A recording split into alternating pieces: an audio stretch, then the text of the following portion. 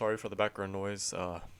It's raining outside currently with thunder. And I'm not saying I was emphatic about the Queen, but I did like her, and I liked how she was a hallmark of somebody who existed in the old world who is still present with us today, or was.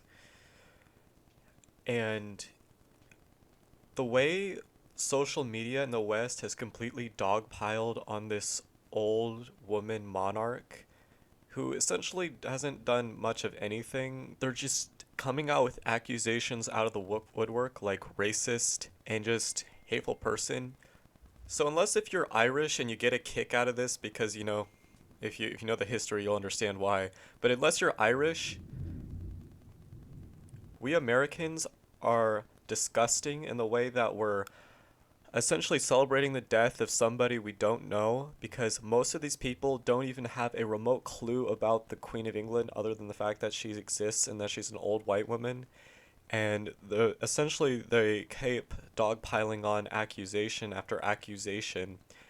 And it's basically guilty until proven innocent, although she's dead now, so she can't even go out and defend herself. And I think it's very disgusting how not as bad things has happened to far, far worse people, and there's been outrage, outpour, and abhorrent lack of disregard for self-awareness among the social media crowd.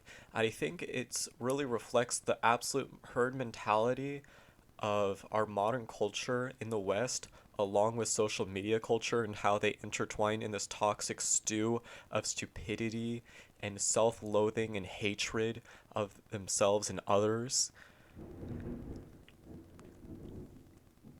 It is by far the most disgusting display of lack of human intellect I have seen in my existence. Furthermore, I think what it represents is a strong disconnect between independent thought and what the herd says, because what happens, and I've seen so far in social settings and among social media, is essentially one person will say the news, another person will say it's racist, and like sheep they'll go racist, racist.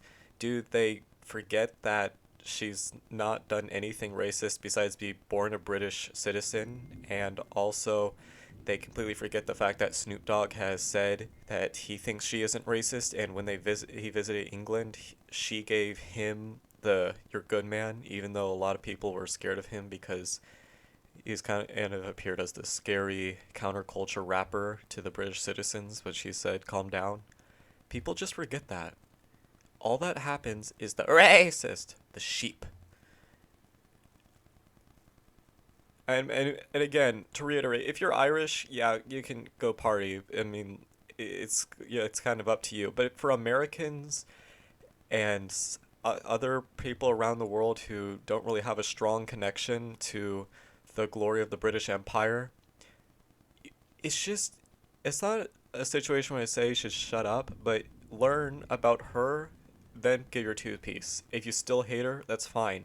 But what's annoying is these people who I know have barely the fondest idea of who she is and who she was, but they hate her for what she represents, and what she represents is a sheer example of just manners, old way of doing things, and it's just a very, very sad time to be human. Thank you. Glory to Ireland. And may Queen Elizabeth II rest in peace. And to reiterate what makes this so sad about the harassment of her is how she represented a generation that put service over her own interests, and the internet is having a field day being extremely disrespectful, and it is despicable how there is no respect for a monarch.